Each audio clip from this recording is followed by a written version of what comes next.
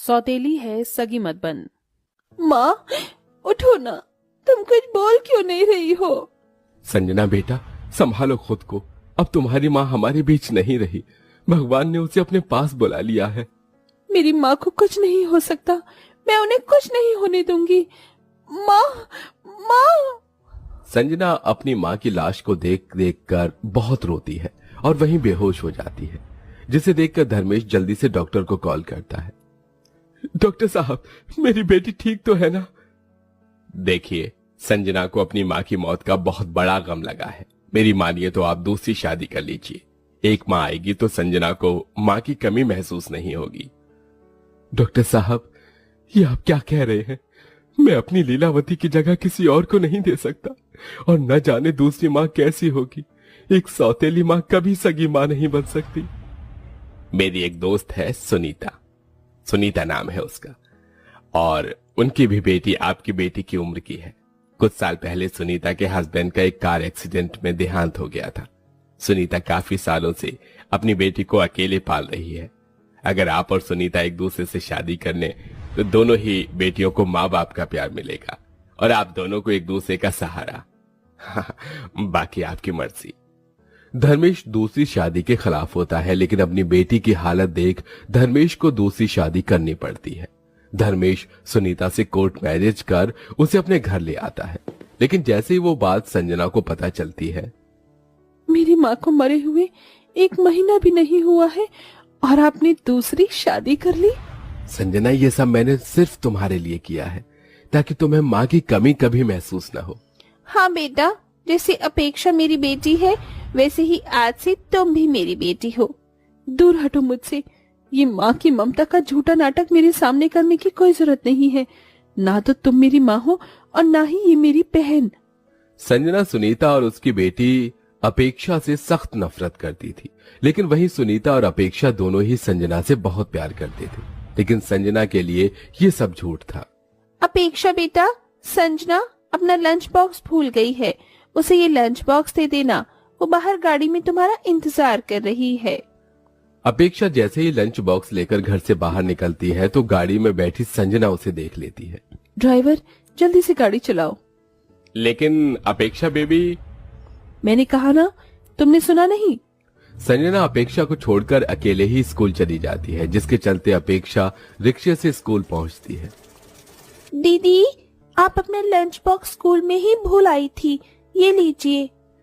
संजना, ये लड़की तुम्हें दीदी क्यों कह रही है? क्या ये तुम्हारी बहन है? लेकिन तुम तो इकलौती थी ना।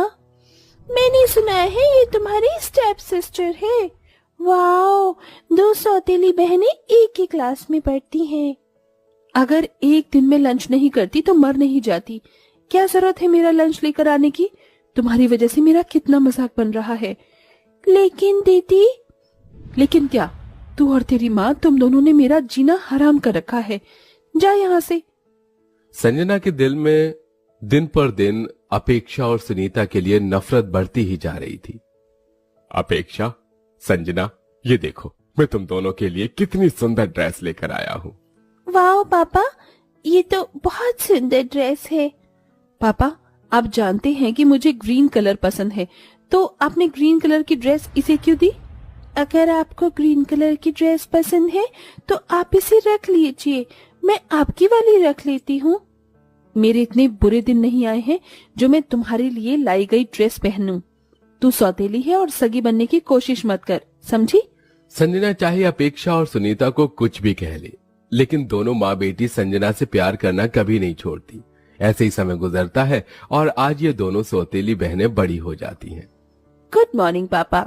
ये क्या, आज आप नाश्ते में पोहा बना रही हैं? इस घर में किसी को पता नहीं है कि मुझे पोहा पसंद नहीं है। संजना बेटा, ये पोहा तो मैंने अपेक्षा के लिए बनाया है। तेरे लिए तो मैंने तेरी पसंद का व्हाइट सॉस पास्ता बनाया है। क्या आज का नाश्ता तुमने अपने हाथों से बनाया है?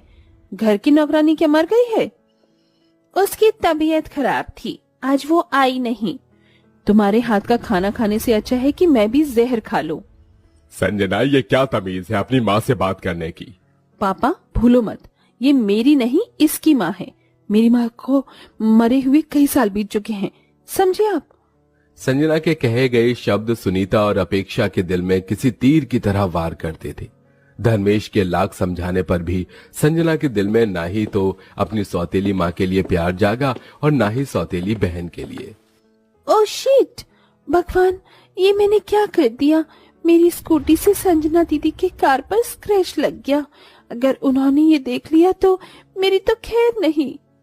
अपेक्षा इतना कह ही रही होती है कि तभी वहां संजना आ जाती है।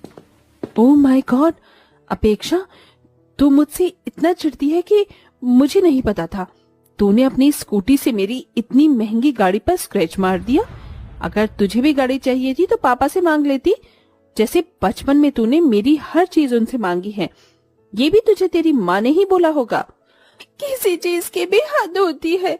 बचपन से लेकर मैं और माँ आपकी हर बात सहते आए हैं, लेकिन अब और नहीं। ये स्क्रैच मैंने जानबूझकर नहीं मारा था, बल्कि मुझसे गलती से लगा था। और मैंने पापा से कभी भी कोई चीज नहीं मांगी, बल्कि उन्होंने मुझे हर चीज खुद लाकर दी है। आपको मेरे और माँ की आंखों में अपने लिए प्यार नहीं दिखता क्या? शुरू हो गया तुम्हारा मेलोड्रामा। अपने ये मगरमच्छ के झूठे आंसू उसे दिखाना जो तुम्हें जानता नहीं। ये सब मुझे मत दिखाओ। अपेक्षा और सुनीता दोनों हिम्मत हार चुकी थी। उनकी लाख कोशिशों के बाद भी संजना उनसे सख्त खिलाफ थी। इसलिए धर्मेश अब एक बहुत बड़ा कदम उठाता है। क्या आप 100% श्योर हैं? अरे मैंने कभी सोचा नहीं था कि मैं ऐसा करूंगा, लेकिन हालातों ने मुझे मजबूर कर दिया है। आप इस घर की प्रॉपर्टी को 2 हिस्सों में बांट दीजिए। एक हिस्सा अपेक्षा और सुनीता के लिए है और एक संजना के लिए। आप ये सब क्यों कर रहे हैं? इस घर पर और हर चीज पर संजना का हक है। मुझे या मेरी बेटी को इसमें से कुछ भी नहीं चाहिए। माँ बिल्कुल ठीक कह रही है। ये सब कुछ दीदी का है, हमारा इस पर कोई हक नहीं है। अपेक्षा बेटा, तुम भी मेरी बेटी हो और इस घर पर हक तुम दोनों बहनों का बराबरी का है। धर्मेश पेपर्स पर साइन करने ही वाला होता है कि तभी वहां संजना आ जाती है। जो मैंने सोचा था आखिरकार वो सच हो ही गया। तुम दोनों माँ बेटियों ने मेरी जायदाद पर कब्जा कर लिया ना? हमने आपकी जायदाद पर कोई कब्जा नहीं किया है, बल्कि पापा ने ही हम दोनों में बंटवारा करने का फैसला किया है। तो चुप ही कर। बचपन से लेकर आज तक तूने मुझसे मेरी हर चीज छीनी है और अब तो तूने मेरी आधी प्रॉपर्टी भी मुझसे छीन ली। जुबान संभाल कर बात करो संजना। आप इन 2 कौड़ी के लोगों के लिए मुझ पर चिल्ला रहे हैं। अगर आज माँ जिंदा होती तो बेचारी दोबारा मर जाती। मुझे शर्म आती है आपको अपना बाप कहते हुए। संजना की बात सुन धर्मेश अपने गुस्से को संभाल नहीं पाता और संजना को एक जोरदार थप्पड़ मार देता है। आपने मुझ पर हाथ उठाया? हाँ, ये तो मुझे बहुत पहले कर देना चाहिए था। तो आज तू ऐसी नहीं होती। सौतेले होते हुए भी इन दोनों ने तुम्हें सगी बहन और माँ जैसा प्यार दिया और फिर भी तुमने उनके साथ इतना सब कुछ किया। मुझे तो शर्म आती है तुम्हें अपनी बेटी कहते हुए। तुम दोनों को प्रॉपर्टी चाहिए थी ना, तो अब रखो, ये पूरी प्रॉपर्टी रखो। मुझे इसमें से एक फुटी कौड़ी भी नहीं चाहिए। जा रही हूँ मैं हमेशा हमेशा के लिए। संजना रोते हुए अपनी गाड़ी में बैठकर चली जाती है, जिसे देख अपेक्षा अपनी स्कूटी से संजना का पीछा करती है। जो भी आज कुछ हुआ, संजना के दिलो दिमाग में वही बात चल रही होती है, जिसके चलते वो अपनी गाड़ी को ठीक से बैलेंस नहीं कर पाती। तभी गाड़ी डिसबैलेंस होती है और सीधा एक बड़ी सी पहाड़ी से जा गिरती है। लेकिन संजना सही समय पर पहाड़ की चोटी पकड़ लेती है और खाई में गिरने से बच जाती है। लेकिन संजना का हाथ कभी भी फिसल सकता था। वहीं अपेक्षा जल्दी से संजना के पास आती है। दीदी, दीदी, जल्दी से मेरा हाथ पकड़ लीजिए दीदी। अपेक्षा, दूर हटो यहाँ से, वरना तुम भी मेरे साथ गिर जाओगी। नहीं दीदी, मैं आपको ऐसे छोड़कर नहीं जा सकती। आप मेरा हाथ पकड़िए। अगर जिएंगे तो दोनों बहनें साथ जिएंगी, अगर मरेंगे तो दोनों साथ में मरेंगे। अपेक्षा अपनी सारी जान लगाकर संजना को पहाड़ से ऊपर खींच लेती है। दीदी, आप ठीक तो है ना? आपको कोई चोट तो नहीं लगी? आप कुछ बोल क्यों नहीं रही हैं? ठीक तो है? कुछ बोलने के लिए बचा होगा तो बोलूंगी ना। इतने सालों से मैंने तुमसे और तुम्हारी माँ से नफरत की, लेकिन आज तुमने मेरी जान बचाई। अगर तुम ना होती तो मैं इस पहाड़ी से गिर जाती। दीदी, भले ही आपने मुझसे माँ से नफरत की हो, लेकिन मेरे और माँ के दिल में कभी भी आपके लिए कोई गलत चीज नहीं आई। उन्होंने हमेशा आपको अपनी बेटी और मैंने हमेशा आपको अपनी बड़ी बहन माना है।